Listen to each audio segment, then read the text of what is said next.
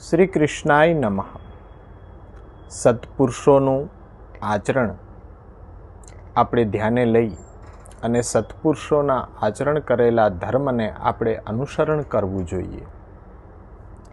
સત્પુરુષોએ હંમેશા પોતાના આચરણને ઉચ્ચ રાખવા પ્રયત્નશીલ રહેવું, કારણ કે અન્ય જે અજ્ઞાનીઓ છે એ સત્પુરુષ જ્ઞાનીઓના આચરણને અનુસરણ કરતા હોય છે.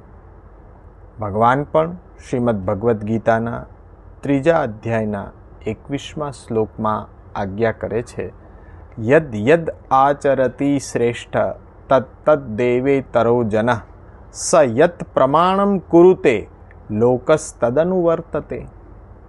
એટલે કે શ્રેષ્ઠ પુરુષ જેનું જેનું આચરણ કરે છે તે અન્ય લોકો પણ કરી રહ્યા છે, અને તે જેને પ્રમાણ કરે છે તેને લોકો અનુસરવા લાગે છે.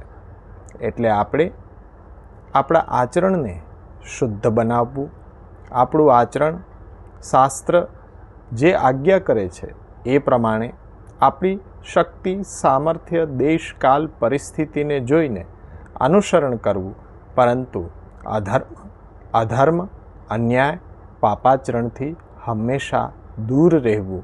એ આચરણ આપણું હંમેશા પ્રમાણિક, સત્ય અને શુદ્ધ હોવું નિતાંત આવશ્યક છે.